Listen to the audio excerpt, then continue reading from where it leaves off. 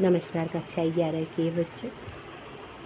आज हम लोग यहाँ पर महाकवि कालिदास द्वारा रचित रघुवंश महाकाव्यम का द्वितीय सर्ग पढ़ने जा रहे हैं। तो बच्चों, रघुवंश महाकाव्य जो है उसकी रचना महाकवि कालिदास जी ने की है और ये जो है संस्कृत के सबसे सर्वश्रेष्ठ कवि हैं। बच्चों, महाकवि कालिदास जी के बारे में आपने सुना होगा। ये संस्कृत के सर्वश्रेष्ठ कवि हैं और रघुवंश महाकाव्य की सर्वश्रेष्ठ रचना है। जो रघुवंश महाकाव्य है उसमें 19 सर्ग हैं। इसमें भगवान रामचंद्र जी के पूर्वज महाराजा रघु के जन्म से लेकर के उनके बाद के सभी राजाओं की कथा का वर्णन है।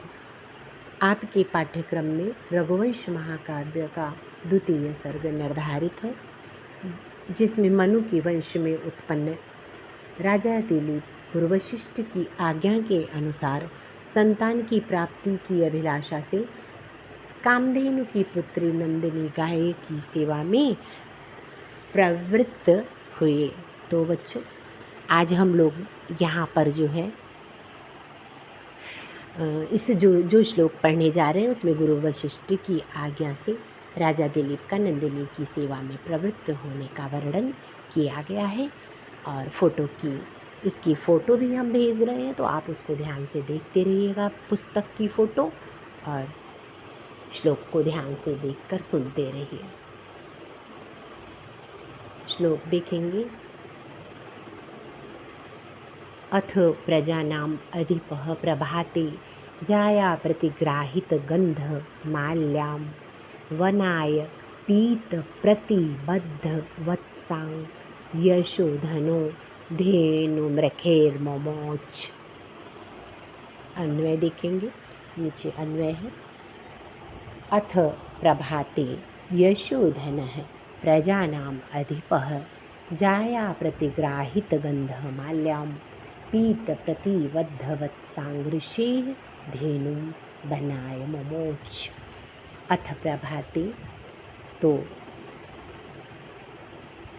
इसके बाद प्रभात काल में, प्रातः काल, प्रजानाम अधिपः प्रजा के स्वामी, यशोधनः यश के धनी राजा दिलीप ने, ऋषिः धेनुं मुनि की गाय को, पीत प्रतिबद्धवत्सांग यानी जब उसका बछड़ा दूध पी लिया और पी लेने के बाद बद्धवत्सां बांध दिया गया, और जाया प्रतिग्राहित गंधमाल्याम अपनी पत्नी सुदक्षिणा के द्वारा गंध और माला से उसकी पूजा की जा चुकी। ऋषि धेनु बनाए मोमोच, तो ऐसी धेनु को वन में चरने के लिए राजा ने छोड़ दिया। कहने का मतलब, प्रातःकाल प्रजा के स्वामी यश के धनी राजा दिलीप ने मुनि की गाय को जब उसका बछड़ा दूध पीने के बाद बांध दिया गया और अपनी पत्नी सुदक्षिणा गंध और माला से उसकी पूजा कर चुकी, उसके उपरांत गाय को वन में चरने के लिए छोड़ दिया। तो बच्चों, इसमें जो है शब्दार्थ भी आप देख लेंगे, ताकि कठिन जो शब्द हो इससे इसके अर्थ को समझते चलें। अथ का अर्थ है तब, यानी कि जब रात्रि व्यतीत हो जाती है। प्रभात का अर्थ है प्रातः काल, यानी सुबह।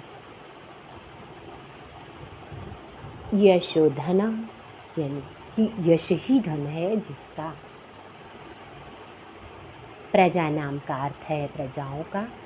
अधिपः का अर्थ होता है स्वामी।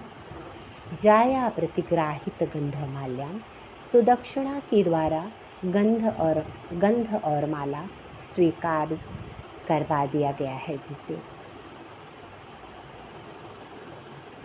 पीत प्रतिबद्ध वत्सां, दूध पी चुकने के बाद जिसका बछड़ा बांध दिया गया, उस गाय को। वत्स मतलब बछड़ा, ऋषि मतलब मुनि वशिष्ठ, धेनु मतलब गाय को, वनाय का अर्थ है वन में चरने के लिए, मोमोच का अर्थ होता है छोड़ दिया। बच्चों, इसके बाद हम दूसरा श्लोक देखेंगे।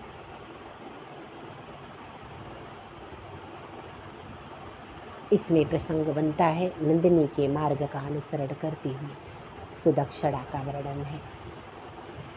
तो जैसा कि आपको बताया, राजा दिलीप है, राजा दिलीप की पत्नी रानी सुदक्षिणा है और दोनों ही गाय की सेवा में लगे हैं।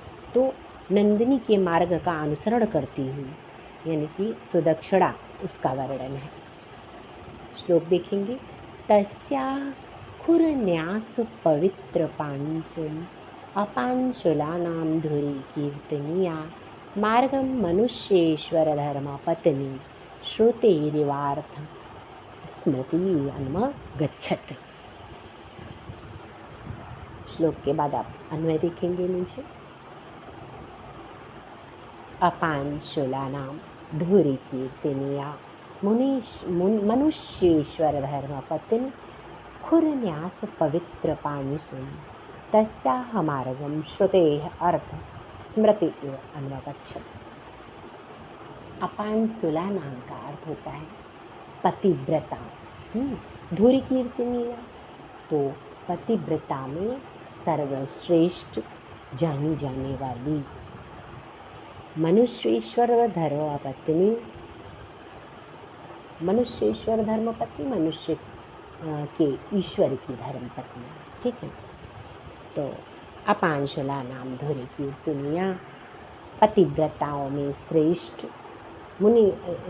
मनुष्येश्वर धर्मपत्नी और श्रेष्ठ राजा की धर्मपत्नी खुरन्यास पवित्र पांशुम। तो खुरन्यास, जिस मार्ग की धूल खुर से के स्पर्श से पवित्र हो गई है। तस्याह मार्गम श्रुतेः अर्थ स्मृति एव अनुगच्छत। उसी कह रहे हैं कि उसी प्रकार से अनुसरण किया जैसे श्रुति के अर्थ के अनुसार स्मृति चलती है। कहने का मतलब पतिव्रता में श्रेष्ठ राजा की धर्मपत्नी सुदक्षिणा ने गाय के मार्ग का, जिस मार्ग की धूल नंदिनी के खुर के स्पर्श से पवित्र हो गई थी, उसी प्रकार अनुसरण किया जैसे श्रुति के अर्थ के अनुसार स्मृति चलती है। इसमें भी कठिन शब्द देख लेंगे आप लोग। तो अपांशुला नाम धुरी कीर्तनीया यानी पवित्र पतिव्रताओं में सर्वश्रेष्ठ समझी जाने वाली रानी सुदक्षिणा के लिए है।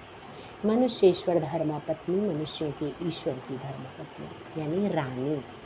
खुरन्यास पवित्र पांशुम, खुरों की रखने से पवित्र हो गई है धूल जिसकी, ऐसा मार्ग अनुगच्छत अनुसरण किया।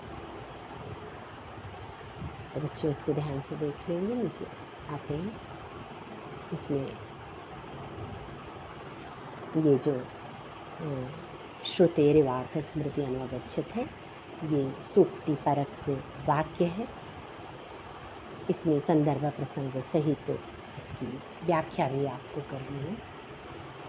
तो आगे का श्लोक हम लोग देखेंगे।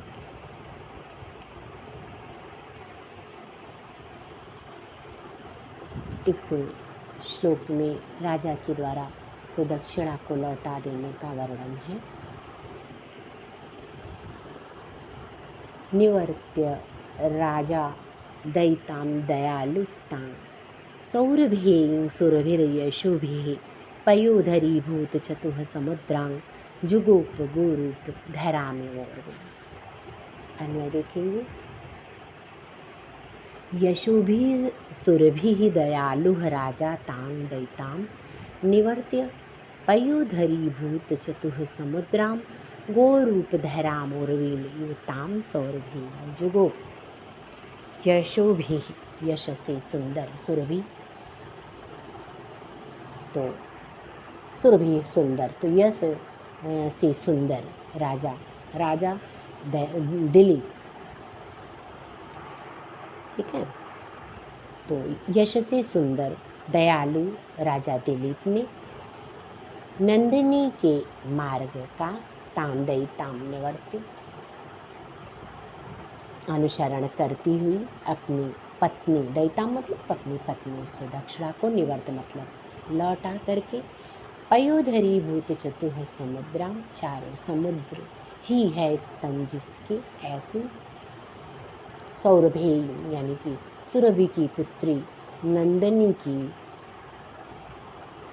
गोरूप धराम उर्वीम यो, ताम जो गौ रूप में पृथ्वी के समान उसकी रक्षा की। कहने का मतलब, यश से सुंदर दयालु राजा ने नंदिनी के मार्ग का अनुसरण करती हुई उसकी भार्या यानी अपनी पत्नी सुदक्षिणा को लौटा करके, चारों समुद्र है स्तन जिसके ऐसी, सुरभि की पुत्री नंदिनी की गौ रूप में पृथ्वी के समान रक्षा के।